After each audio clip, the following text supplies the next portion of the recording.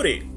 I am Nighttime, your host, and you are listening to the Your Anime Needs podcast. Man, I love the sound of that. I really love the sound of that. So, in case you all are wondering, why is Nighttime hosting an anime podcast? Well, I'm going to tell you. It's because I, my good friends, am a huge fan of Japanese animation. I absolutely love anime. Not just anime, but manga as well. I enjoy reading it. I enjoy watching it. My Twitter is primarily based on the anime that I read and watch, and so we've actually dedicated a Twitter and a Facebook page to it, so you can always follow it at Your Anime Needs on Twitter, and also follow us on Facebook at Your Anime Needs. And I'll just be, posting and giving you all the latest and up-to-date information going on in the anime world. I am excited for Your Anime Needs. I'm really excited. I absolutely love anime. I'm currently watching, it's safe to say, about a good 20 to 30 series right now, so on top of reading a lot, it's kind of hard to keep up with everything because anime and manga update each week. So it's not bi-weekly, which is 2 weeks. It's actually every week that things update. So, yeah, and then the authors take breaks, and sometimes due to holidays and festivals going on in Japan, they might skip a week, or they might skip a couple weeks, or just take, just a certain amount of time for a hiatus, and then come back and continue their work. Which is fine with me, because at this point in time, there's so much anime and manga out, it's hard for me to keep grasp of everything, but I'm trying. I have a really good friend who's helping me keep up to date with everything, so I hope you guys are able to keep up to date and stay on top of your anime watching and your manga reading. So one of the first things I actually wanted to talk about, I know you're going to hear me say this a lot, so I just kind of want to lay the groundwork. So, what is anime exactly? Like, you might hear that word a lot from, your local otaku, which are people who are really hardcore into anime and manga, and the people who cosplay and dress up and go to conventions and pretend that, they're their character for a day or a certain amount of time. And you have the question, well, Nighttime, what the heck is anime exactly? Well, the word is actually pronounced anime, or AHNEEMAY, which basically is an abbreviation of the word animation in Japan. So in Japan, the word's used to refer to all animation.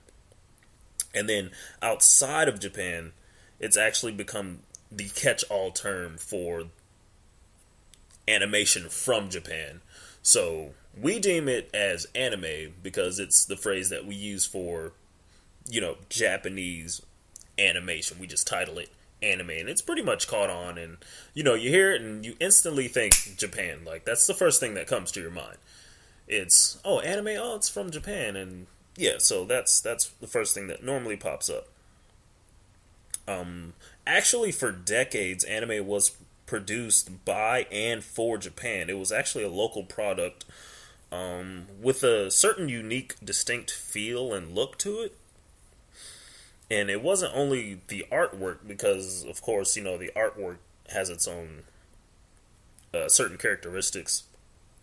But it's also the storytelling, the themes, and the concept that really make anime stand out apart from basically traditional Western cartoons, if you will. We don't even entitle those animations. We just call them cartoons because they're for kids. Well, they're supposed to be for kids, but as you can tell nowadays, some of those cartoons are not child-friendly, but that's a different subject for a different time. But actually, over the last 40 years, it's actually become an international phenomenon, and it's really attracted millions of fans, and it's been translated not only into English, but into other languages as well. So anime isn't just translated over into, the American culture, like the Korean culture's caught on, and, different cultures around the world have actually caught on to anime, and that's why it's been translated. So a whole generation of viewers are basically growing up on anime and passing it on down to their children. And this is basically, I mean, this is a new tradition. This is something that I've seen as I've been growing up. If I'm gonna put a big if on this, if I have kids one day, or should I say when I have kids one day, I would love to be able to pass down anime and manga to them. Like, I don't want them to be closed off from this sector of animation, because some anime and some manga is actually really, really good. Like, I've been recommending so much to my friends and to my coworkers, and they're like, "Oh yeah, that's really, really good." And the people that thought they wouldn't like anime actually ended up liking anime because I've made certain recommendations based on what I know they would like. Because let's face it, you have so many different choices out there on anime. There's so many different types and genres to choose from. It's really hard to narrow it down unless you actually watch a few and really get a good feel for what you like. So, yeah, that's another reason why I suggest certain types of anime to certain people, because not all genres or anime are going to appeal to one person. So, some of you may be wondering, what is it that makes anime so special? Um, well, a lot of anime fans would probably say that it's just different. As I've said before, it is unlike American cartoons. Most American cartoons, Batman and Spider-Man, there's a difference between what's being shown as cartoons and what's being shown in, like, your local newspaper. For instance, the artwork. So the anime art style is basically a tad bit flamboyant and outlandish. Examples of this are classics right now: Samurai Champloo and FLCL, also known as Fully Cooley. And the simple and direct will basically be Azumanga Daioh, which I will get into later on in this show. Just a heads up. Okay, I'll just tell you later in the show. You're okay. I'll just tell you later in the show about Azumanga Daioh. But with that being said, even shows with more basic artwork are normally pretty visually striking. That's what really draws some people to anime, is the visuals. Yeah, it's supposed to be a Japanese animation or a cartoon, if you want to say it that way. But visually, especially now in 2015, the visuals of some of these, they look so good. Like, I almost want to say you disgrace it by just calling it a cartoon. Like, I don't just call it a cartoon, because that's not what it is. It's Japanese born, it's born and bred, it's localized, and then, it's translated for us to read and to see, and thank God we get English dubs and subs, and that's really good, because I would probably lose it if I didn't have my anime and my manga fix. I would go crazy. The storytelling, anime, as some of you may well know, it doesn't shy away from the storytelling, albeit it can be very outlandish at times, which can run for dozens, even sometimes hundreds of episodes. For example, we'll just take a look at one called Naruto, One Piece, Bleach. Those are more of the popular names that come to mind when you think of a series with long running episodes.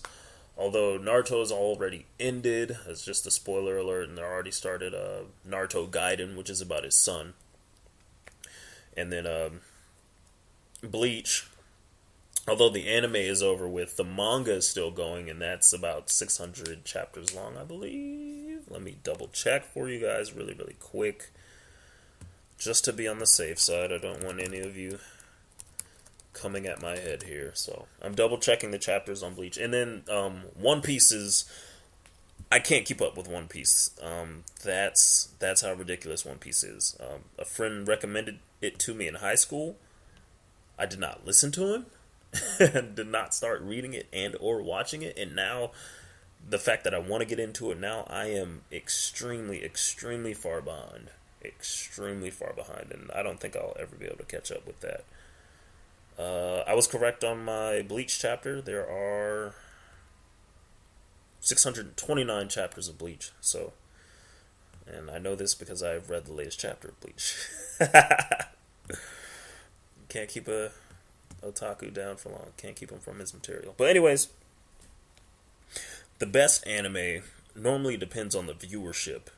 So it's not just the length of the anime or manga, but it all demands great it demands emotional involvement from the viewer, and that's really why we love it so much, because it really pulls on our emotions and it really just sinks us into their world that's being portrayed. And that's really what I love about anime and manga. I can just get lost in reading and watching and actually feel like I'm a part of it, without actually being a part of it, because let's face it, some of these worlds you really don't want to be a part of, but that's just different. The range of shows that are out there, it covers a variety of material. You can find TV shows, movie. It ranges from romantic comedy to CSI style crime fighting to female empowerment to classic literature. And there are definitely cultural nuances. Japan's history, language, and worldview are actually interconnected a great deal on anime on many levels. Like, for instance, there's one called Sengoku Basara, which is Samurai Kings. This is one I'm currently watching and finished the first season of. But anyways, it's based on Japanese mythology. Well, excuse me, no, it's based on Japanese history. Sorry, Sengoku Basara, based on Japanese history. The one that's based on Japanese mythology is Hakenden, or Hell Girl for short, or the translation. And then there are some that are strictly based on their non-Japanese outward presentation. And there's one called Claymore, or Monster, which basically have kind of trickles of Japanese sensibility to them. But in other words, in some of these, Japan's history plays a major part in the story, and I love how the authors actually put in, Japanese history or culture or even mythology within anime and manga, and actually relate it to the story that's being told. And that's another draw for me. And you can actually learn a lot by reading and watching manga and anime. It's not just, I'm reading it for entertainment, but I've learned, quite a bit about their culture just by reading and watching some of their shows. And the impact is now, it's coming full circle. Some recent American cartoon productions like Avatar: The Last Airbender are basically, it's openly inspired by anime itself. And even live action English language versions of anime titles are starting to come into production. So I know there's one question that you might be having: is anime okay for younger kids? This is the problem with that. The most basic answer is it really depends on the show, because anime is so broad reaching in its subject matter. It's possible to find anime aimed at just about every age group. Some titles are actually geared towards younger viewers or suitable for all ages. Pokemon, My Neighbor Totoro, and then some are aimed at teens and up, like Inuyasha, at the older teens, Death Note. Some are for mature audiences, like Monster, and then some are strictly for adults, like Queen's Blade, even though that's a terrible example, but still. I tried watching Queen's Blade, FYI, don't waste your time. I didn't like it. You might like it, but I didn't like it. Don't waste your time on Queen's Blade. But anyways, You know, I feel as if Japanese cultural attitudes towards sexuality and violence on some titles are probably put in a much higher category than they might normally be. Nudity, just for as an example, is handled much more casually in Japan. So sometimes a show that isn't meant to be for adults will have material which may seem racy to Western viewers. So that's why whenever Japan decides upon a Western release, even in video games, coming to the Western world or America specifically, we have to change a lot of the content or material in it because it's viewed as either offensive or racy or not suitable for children. And I can completely understand, where they're coming from with that, but at the same time, I'd rather them not mess with the original content because to me, that's basically what they're doing, just to sell it or to get it out to the general public. We have to dumb down this content because this is, there's a difference in between our cultures, and that's just the thing. Even with anime itself, it sometimes there's a lot more blood in some animes. I noticed when I was younger, when I would watch like Naruto on like Cartoon Network or Toonami or whatever, they would censor out a lot of the stuff. But when I read the manga or actually saw the Japanese version of it that wasn't English dubbed, there were only subtitles, and they didn't censor a lot of that stuff, so there was a lot more blood and and cussing and this and that. And I'm just like, just keep it originally how it is. Like, don't change it, because to me, you're kind of tampering with it, not in a bad way, but you're trying to, not offend anyone or not have it be less racy for the younger viewers. And I understand that, but we have to understand that they view things differently in their culture, and we view things differently in our culture, and that's just how they handle it. So, if you don't know anything about anime, hopefully that just filled you in. I know that was a lot of information, but that's just a teeny bit of what anime really is and how it came to be and what it's about. And just the last point here before I go into Azumanga Daioh, anime distributors are generally quite conscious of these issues, especially when it comes to, it being released out to the Western world and for viewership and, things of that nature. So, these will include an actual rating. So it'll be G, PG, PG-13, R, NC-17, and this is MPAA. So these are TV parental guidelines rating as an indicator of what is intended, or what is the intended audience for the show. So with anime, you can normally check this. Like, I do believe there's TV-14, there's M for mature. You can also check the descriptions of the title. Like, it'll say CNN, ecchi, mature, romantic comedy, sci-fi, fantasy, psychological, thriller, horror. There's so many different genres that you really have to pay attention to them. Ecchi? That's the one that's kind of borderline hentai. Like, you really have to watch the ecchi stuff, because hentai is basically anime porn. I'm just going to go ahead and get it out there. That's what hentai is. We don't do hentai. As a disclaimer, we do not do hentai. Don't do hentai. Nighttime is telling you right now, no hentai. Anything that I will post on Twitter and or Facebook will be completely hentai free. So I just want to get that out there now. No ecchi, no hentai free. I mean, no ecchi and hentai free, excuse me. So, no hentai. None. Now, actually, when I was in Florida, I did have a friend, he loved, he didn't have a problem with hentai, because not hentai, excuse me, he didn't have a problem with ecchi. Look at me getting all mixed up. Because and ecchi they show a lot more skin and, partial nudity, but it's not full-blown, these characters are actually bumping uglies. It's just, that's what hentai is. They're actually getting it on. Ecchi is just like, this is really racy, and I don't know if I want to have my mom in here or something while I'm watching this, because, they're showing this and that, but that's ecchi. So I had a friend back in Florida. He was like, "Oh man, you gotta watch this or read this." I'm like, "Dude, That's just too much, bro. Like you, come on. Like you can't. You just. I can't. I won't. I refuse. I refuse. He tried to get me on some of it, and then I can't. I just can't do it. Some of the old classics.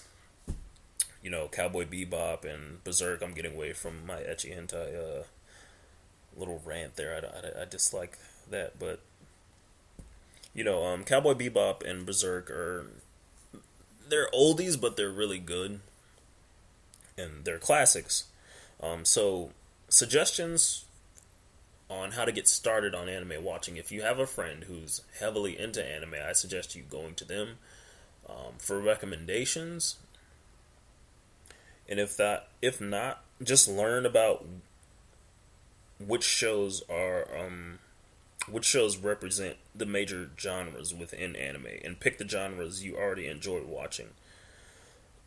And if you absolutely have no clue on where to start, then you can always hit me up on Twitter and or Facebook, and I can give you some really good suggestions. Also, we have a couple other people that are a part of this podcast that weren't able to join me tonight, but one of them goes by the name of Mike. Howdy, Mike.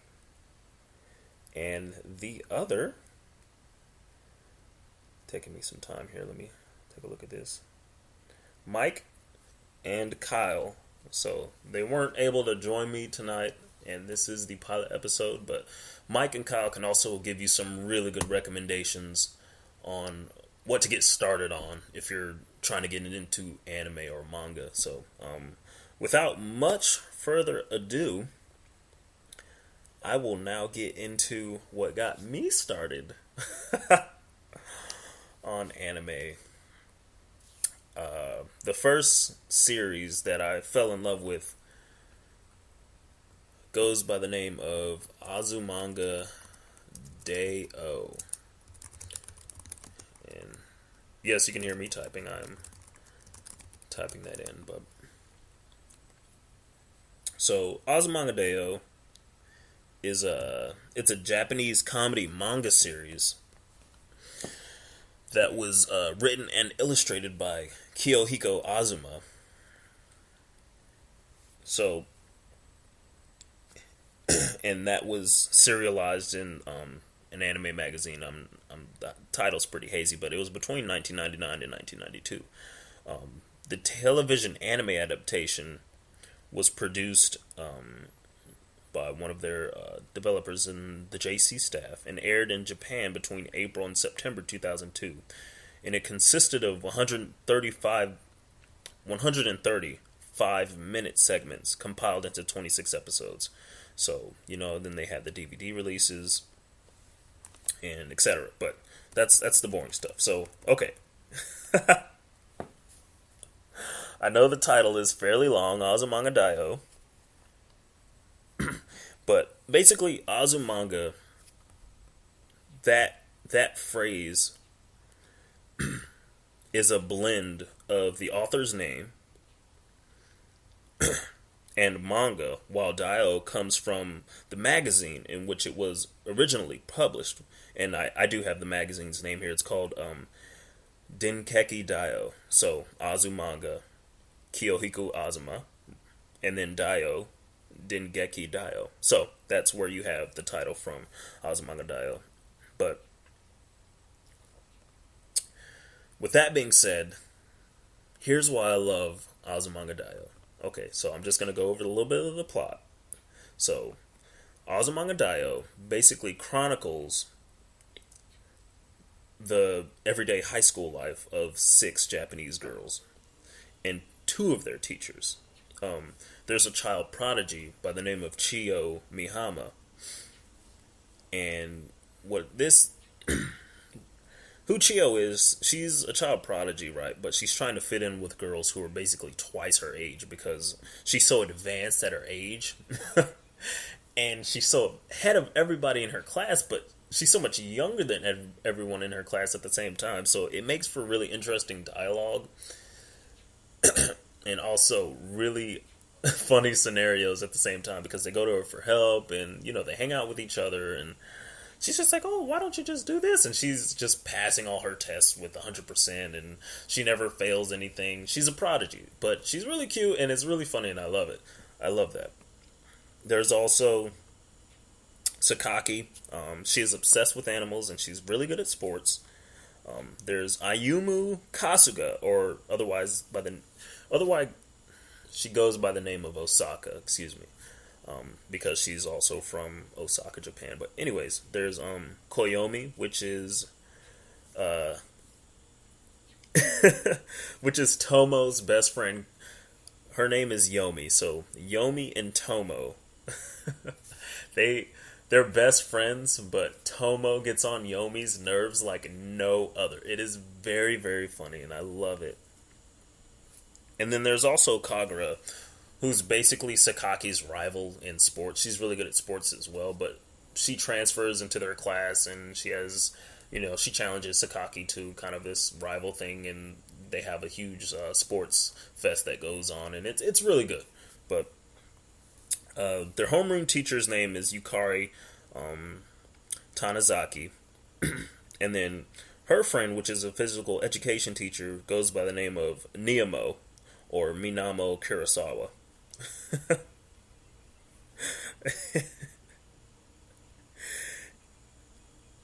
Niamo and Yukari have a very good relationship. And one summer they go on a vacation, and it just I can't spoil it because I want you all to watch it, but it's really good. And then they have a secondary teacher by the name of Kimura Sensei, who's a creepy male teacher, and he has an obsession with teenage girls, but he's married, so it's really weird, but it's really funny at the same time. Very, very strange. But anyways, one of the reasons why I love Azumanga Daioh so much is that, yes, it goes over the life of 6 regular high school girls, of course, but Azumanga Daioh, for me, I was like, wow, it was different because it was the first time I've seen something like this, and it's extremely funny. Like, it's strictly comedy. It's not harem, it's not ecchi, it's just a comedy going through the life of these seemingly normal high school girls, except for Chio Mihara, of course, because she's a child prodigy. But anyways, it's really funny, and the way they blend it together, because things don't get too serious, but at the same time, they grow up through high school, and then they all make plans for life after high school and what they're going to do. And I really enjoyed watching them grow up and interact and connect and develop, just friendships and basically, what me and my friends did when we were in high school. And just to see that, portrayed in an anime was really cool. So I really like that because, I was like, wow, this really reminds me of me and my best friends and what we went through, through high school. Granted, they're all girls, but, guys, we kind of do some of the same stuff you see here in Azumanga Daioh, and, we get together before class. I would get together before class with my friends, and we would talk, and then we would hang out after class, and, after school, and we would just go to each other's places, study together, play video games together, and just, that's what friends do. And if you're in a group of friends, this is really, I feel like this is an accurate depiction of what a group of friends do in high school, and watching them grow up in this fashion was really good to me. Also, the soundtrack was really good. Both volumes 1 and 2, I really like the soundtrack. And I have to say, this I do not own this series because I do not have the money right now. I'm currently in the process of moving. Very expensive. Very, very expensive, but I do recommend this. I do believe you can watch this online for free if you don't want to own it. I can put a link up for you on Facebook and Twitter if you are interested. This is really what got me hooked on anime, especially the comedy genre. I'd really don't have a favorite because the genres there's so much variety and there's so many good ones in each genre that it's hard for me to actually pick a favorite. But on the next podcast, hopefully Mike will be joining me and we will do a top 5. Each of us will have our own top 5 list of what to watch right now. Yeah, so I just wanted to open up this pilot episode and basically give you guys an overview of what anime is and give you more of an insight onto why I like anime so much and really what really got me into anime and just keeping up with anime and manga. I started back in high school. Somebody handed me Naruto, like the first volume of Naruto back in high school. Like, he was like, "Hey, you need to read this." I was like, "What is this?" I'm like, "Oh, this is awesome!" And yeah, and then the first anime that I sat down and watched was actually Azumanga Daioh. So, that's and this was before Naruto really caught fire. And yeah, I still remember that day. That was crazy. But anyways, if you have any questions, comments, or concerns, you can hit up that Twitter it's at Your Anime Needs, and you can also follow us on Facebook at Your Anime Needs. And I am Nighttime, your host, and the Your Anime Needs is a McLearan production. I will see you guys next time.